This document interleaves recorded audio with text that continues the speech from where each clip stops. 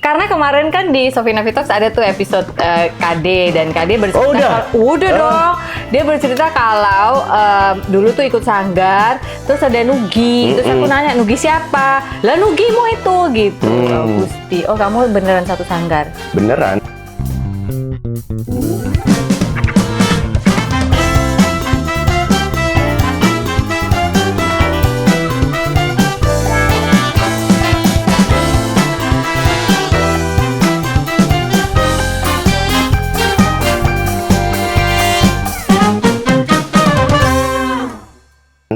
Dulu kita di daerah Tebet itu ada tempat buat nongkrong lah untuk nyanyi-nyanyi, untuk nari-nari, dan kebetulan kakakku ngajakin masuk ke situ.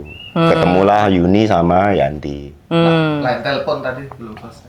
Nah iya ini, lain telepon, buka lain telepon. Pada saat aku udah jadi penyiar radio itu buka lain telepon, terus tiba-tiba, oke, siapa nih? Ini kalau nggak salah namanya Lina, cewek. Lina, aku anak Tebet juga. Mantap gini. Maaf Nugi, kamu kan anaknya Bu Juwarno ya? Wah, kok tahu tetanggaku ya? Iya, aku kan sering lihat kamu di atas genteng. Beneran tetangga banget berarti. Jadi memang aktivitasku naik ke atas genteng, bersihin daun. Kan rumahku banyak banget pohon. Oh gitu. Disuruh dari kecil itu aku naik ke atas genteng karena yang paling enteng mungkin dan paling ringan. Sampai aku udah gede masih terus ngumpulin daun-daun kering yang ada di atas, diturunin, disapu, masukin ke tempat sampah di biopori itu. Jadi kompos kalau dulu namanya. Iya. Bukan biopori, tapi dulu kompos. tuh gali biasa ya? Iya, sedalam nyangkul. apa itu? Ya di dalam 20-30 cm. Tapi itu daun kering tok ya? Nggak sampah makanan dapur, juga? sampah dapur. Nah itu biopori orang zaman sekarang kan itu kan kalau yang buat... biopori kan kamu harus bikin lubang 50 cm, 60 cm ya. Nah itu untuk ya nggak, sekarang kan begitu toh orang melakukannya. Saya telepon sopo. Deal. Aku lo melu main film sama kamu. Oh, saya mertua aku. Oh ya. Iya, Mama. Iya. Saya lagi di Bali, Mama. Jadi guys, persahabatan aku sama Nugi ini goes a long way back. Bahkan aku kenal Nugi, main sinetron bareng dan yang lain-lain itu jauh sebelum aku kenal Pongki. Uniknya adalah nanti kalian ikutin terus ya, kalian akan tahu kalau Nugi itu adalah best man kami ketika kami menikah dulu. Sekarang malah ini menjadi anugerah mereka satu band bersama sahabat-sahabat lainnya yaitu Baim dan Aryo Wahab. Cek juga episode Baim dan Aryo, tapi nanti ya setelah yang ini. Sehat-sehat ya, Mama. Yaudah. Ya. Takut Arka kehujanan? Kan lagi sendirian di BSD. Terus diutuslah Arka untuk nemenin. Arka mau sekolah, mau naik sepeda. Tapi neneknya lagi hujan malah nangis. Nanti kalau anakku, cucuku satu-satunya cowok Kena hujan. oh no, Ya lagi. Ya. Oke. Sampai namanya juga oma-oma, iya. khawatir sama cucu. Oke, jadi aku sering lihat kamu di atas genteng. Ternyata kegiatanmu di atas genteng itu sudah dikenal oleh masyarakat sekitar rumah. Jadi ya mau nggak mau itu jadi melekat sebagai stigma. Nugi rumahnya orang, sampai aku jadi punya album. Terus kan banyak wartawan zaman dulu kalau datang. Patokan kalau orang nanya sesama wartawan, angkatan-angkatan jebot itu pasti ngasih tahu, lo pokoknya ke Tebet cari rumah yang kayak kebun raya. Kenapa? Karena rumahku kayak kebun raya. Apanya? Pohonnya Pohonnya gede-gede. Emang iya, Bapi? Rumahnya Iya. kayak kebun raya? Iya. Oh, pohonnya Rame. gede-gede. Iya. Wah, rebat bambu, cemara, mangga. Loh, ya bagus dong. Lah ya itu, satu-satunya rumah yang pohonnya gede-gede gaban itu di rumahku. Ya, makanya jadi patokan kalau nyari rumah Nugi, pokoknya yang pagernya seleret. Biasa orang kan gini, ini aku masih di seleret gitu. Terus paling banyak pohon bambu, paling banyak pohonnya.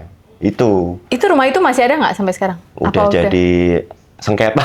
Oh ya, udah nggak di situ ya, Mami ya? Tahun 2010 udah pergi. Oke, jadi itu rumah masa kecilmu? Masa kecil yang sangat luar biasa, karena di situ aku berkenalan dengan apa yang namanya geng sepeda, geng breakdance. Karena kita zaman anak 80s itu semuanya harus outdoor kan, Iya. Mungkin ada, Atari udah ada, tapi aku kan nggak punya. Nggak ke situ. Jadi aku lebih banyak muter-muter kemana-mana. Ya, jadi instead of kepinginan terus minta, terus udah tahu pasti nggak bisa, ya kamu memilih apa yang ada, itu yang kamu. Sempat ada denial sih, Sof. Aku denial karena teman-temanku orang kaya semua.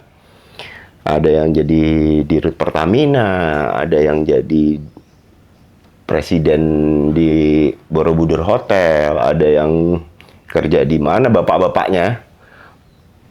Ya kebetulan kalau dikategorikan daerah rumah tinggalku Tebet Timur dalam raya itu daerah yang lumayan elit lah. Karena jalan raya besar, rumah teman-temanku semua. Tahu yang depan selokan gede itu, Ban? Nggak Dari ada. Tebet Timur itu. Bukan. Itu yang Tebet beda. Raya. Oh, Tebet Raya. Kalau Tebet Timur dalam raya itu jalan raya panjang, isinya jalan. Sekarang sih jalannya udah kayak, wah gila deh.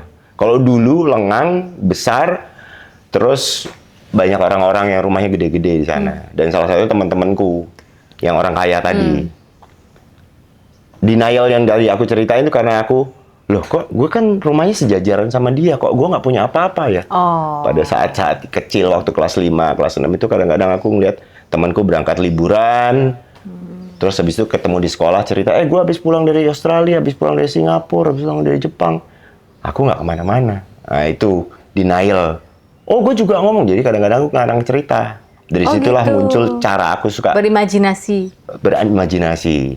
Dengan cara-cara nonton-nonton, oh di Singapura tuh ada ini. Oh, kamu bilang aku dari Singapura ada ini. Gitu. Iya. Oh, aku belum pernah tuh ke situ, dia bilangnya. Pergi dong. Kamu baca brosur? Enggak, Apa lihat nonton di film, TV. Oh, iya. TVRI dulu kan. Emang ada ngomongin Ada Singapura dong. atau apa gitu? Ada, Oh, jalan-jalan berita dalam dunia dalam berita itu iya, kan iya, ada. Iya. Anita Rahman ya. Dita Pada Rahma. saat itu ya. Yan Partawijaya. Jadi dari situlah kamu belajar berimajinasi itu. Belajar berimajinasi dan meluangkan meluaskan jangkauan mimpi. Tapi kan kamu, oke, kan tadi cerita soal jadi penyiar segala macam. Itu sebelum kamu jadi penyanyi kan ya, Bot? Iya. Ya, nah. Enggak, aku kalau jadi penyanyi sebenarnya aku penyanyi dulu. Karena aku pernah punya album anak-anak. Oh, yang anak-anak dulu ya? Iya. Oke. Pernah, ya benar. Itu Ya. gara-gara yang Sanggar yang bareng sama Kade yang... Enggak, Beda gara-gara lagi? sekolah. Yang buatin album siapa?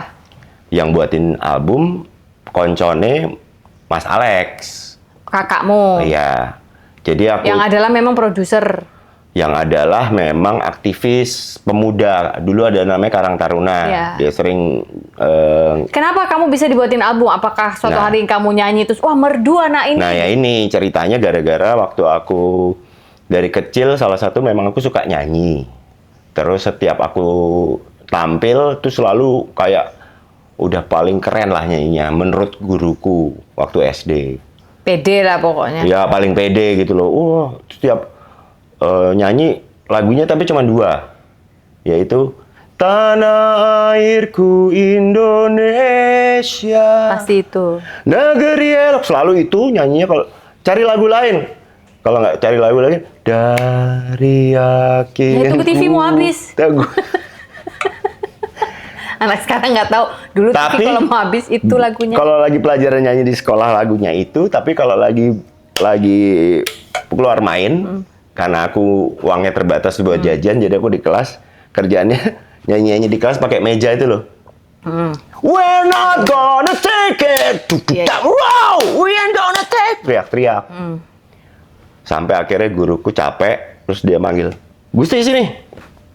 Kamu suka nyanyi? Iya Pak. Berani nggak ikut nyanyi?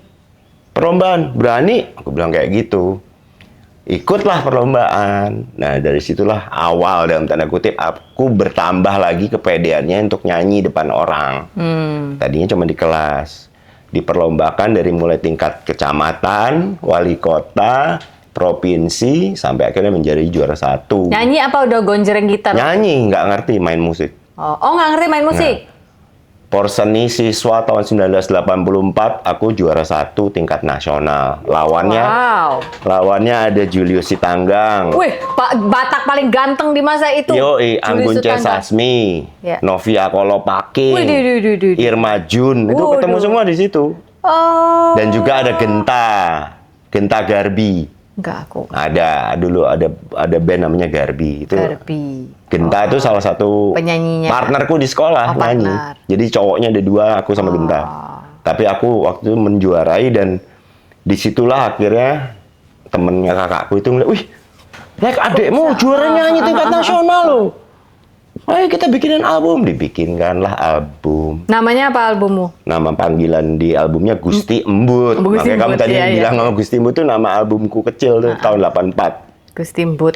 Itu waktu aku mau lulus SD dibikinin album. Berarti kamu udah punya album sebelum Mas Katon dan Mas Andre? Di dalam sejarah perjuangan musisi Indonesia di rumahku, aku lah pertama Di kali. Juarno Family. Di Juarno Family aku yang pertama kali punya album. Oh gitu. Waktu itu suaraku tapi nggak gini. Tapi yang Suaranya tetra kayak itu.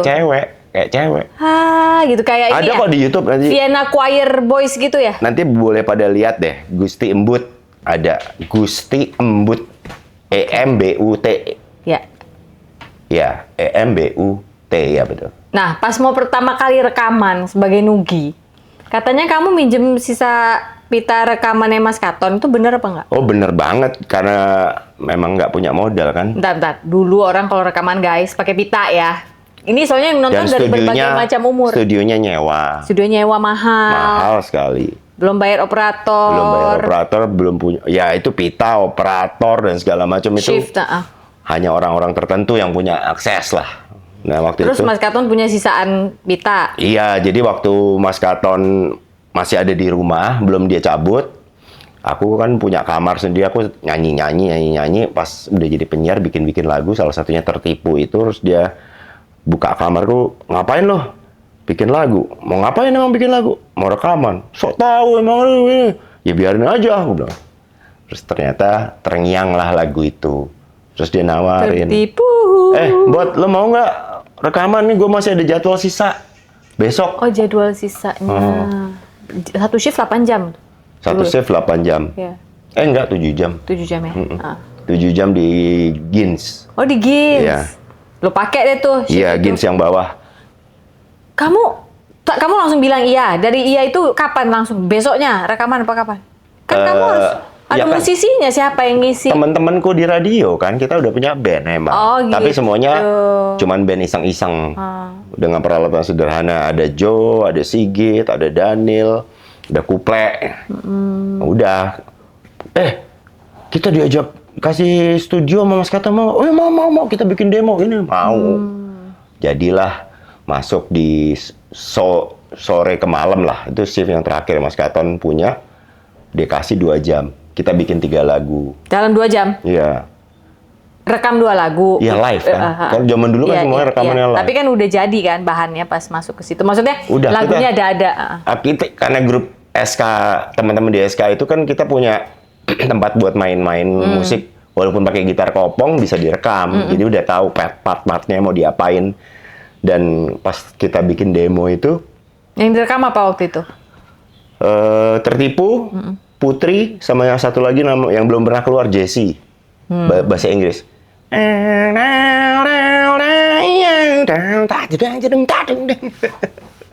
Judulnya Jessie? Iya. Oh, oke. Terus dari 3 lagu itu, taruh mana itu? Udah jadi kan? Terus Nah, dari 3 lagu itu, Mas Katon dengar bahwa laguku tuh dibilang unik gitu loh.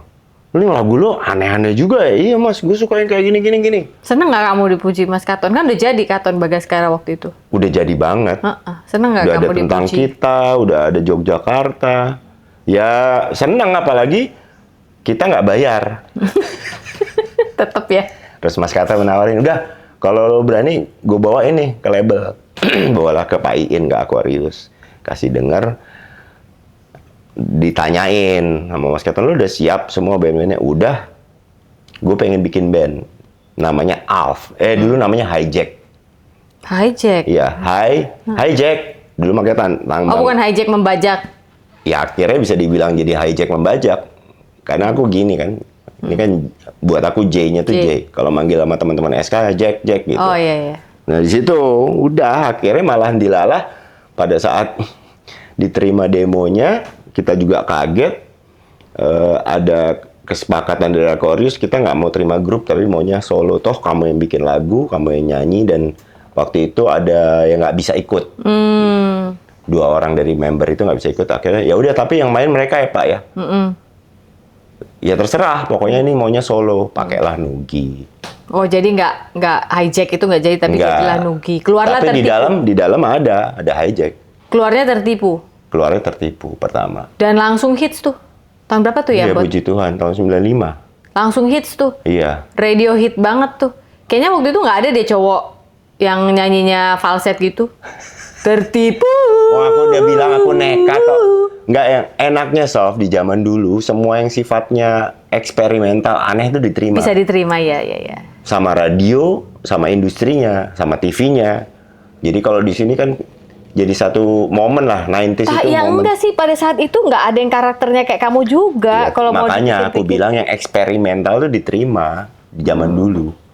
Karena dibutuhkan figur-figur yang aneh-aneh. Kalau misalnya aku bilang zaman sekarang, memang susah untuk masuk ke arah situ. Begitu tertipu itu, kamu mulai promo radio, kamu kalau naik bus kemana-mana orang udah tahu belum? Nugi gitu. Karena dulu waktu zaman habis punya duit, aku jadi anak motor. Kamu punya motor? Disitulah aku kemana-mana naik motor, nggak naik bis lagi. Ya tapi kan kalau kamu ke supermarket masa nggak Nugi ya gitu. Enggak, waktu itu sebelum sengetop itu. Belum, lagu tertipu loh. Belum. Iya, kan lagunya, Tapi mukanya kan orang belum tahu. keluar. Oh, video klip? Video klip nggak jelas mukaku. Kenapa raimu nggak jelas? Emang kan ceritanya aku kan aku kan pengen ngalternatif. Semua orang jualan muka, aku nggak mau Oh, jualan nggak muka. mau. Harus Makanya beda. albumku nggak ada mukanya. Iya kan? Iya, harus beda. Idealisme, pokoknya. gue jualan musik bukan jualan muka, gitu. Tapi akhirnya exposure itu udah di album kedua justru. Album kedua apa ya waktu itu singlenya ya? Masa lupa? Lupa, aku nggak inget urutannya. Hey ayah, hey ayah, ho. Iya, Itu. Dan muncul banyak di TV kan, wawancara. Iya. Nah, Di itu. situ baru kamu. Baru aku kenal, sampai ada cewek-cewek yang, aku kan anak motor. Jadi kalau nongkrong ya di bengkel, benar-benar di bengkel motor di Jalan Supomo itu di pinggir jalan. Semacam Ariel pada masanya ya. Anjay. Ariel juga kan nongkrongnya motor. Tapi kan nggak di pinggir Kan beda. jalan. Sama. Pinggir jalan masa Dia masuk ke dalam, sekarang Oh, iya, bengkel beda. nggak ada yang di Oh, pinggir nggak ada ya? jalan. Cuman gue doang yang turun di pinggir jalan itu aku ngeliat, terus ada cewek-cewek turun dari bis ngeliatin, itu Nugi. Ih, cuma segitu doang nongkrongnya pinggir jalan. Anjing. Ih, kasihan. Tapi Ya, kamu nggak kan apa-apa. udah kuliah kan waktu itu? Ya Fisip. sambil kuliah itu, Sof. Satu angkatan sama Arman katanya, tapi beda. Kalau nggak fisip- salah, fisip Arman- apa dia? Kamu fisip apa ya? Arman ngambil administrasi kalau nggak salah. Kamu apa? Aku kan di Ya apa? S1-nya. Fisipnya apa? Kesejahteraan sosial. Oh. Salah Tapi satu. kelar nggak? Ya, aku kelarin. Oh, kamu Aku yang kelarkan. ngelarin. Itu kalau bahasa Batak, sudah beres, sudah, dipas sudah, diudahin. Iya. Karena sibuk musik, bukan sebenarnya sih pengen aku ngelarin karena aku udah 7 tahun loh, dari tahun 90, 97 aku kelarin gara-gara 2 semester aku bikin skripsi. tugas akhir, nggak pakai skripsi kalau aku karena udah SKS-nya udah S1, tapi ini kalau ada teman-teman alumni sama Pak Dekan Yellow kemarin jacket. ketemu, Mbok kamu udah ambil aja tinggal ngerjain ini doang, tapi itu tugas mata kuliah wajib. SKS sudah jadi S1, tapi mata kuliah wajib ini nggak aku selesaiin gara-gara proyekku aku nggak diterima 2 kali. Terus kamu kesel, Ya, mangkel. secara ya udah gue jadi anak band aja, ngapain gue kayak gitu. Emang apa tugasnya waktu itu kok nggak diterima? Aku bikin label. Ya udah itu. Terus nggak diterima kenapa? Katanya dosen. Ntar ada yang tersindir lagi. Oh ya enggak, nanti saya lihat kalau tersindir saya potong. Nah, pokoknya masalahnya kalau teman-teman pendengar radio SK pasti tahu namanya penyiar palsu. Gue undang penyiar yang suka nyanyi, suruh siaran, suruh nyanyi, suruh siaran, suruh nyanyi. Itu programku dulu. Terus dia ditanya, gini ada kritikan banyak nih buat lo. Udah nggak lucu, berisik, lagunya nggak ada yang dikenal. Ya orang mau mandang kamu kayak apa, kamu nggak mikirin gitu maksudnya. Ih ini orang aneh banget gitu. Ini udah nggak lucu siaran lagi di SK kan, pasti ada lah pikiran-pikiran itu. Ya ada, dan Tapi?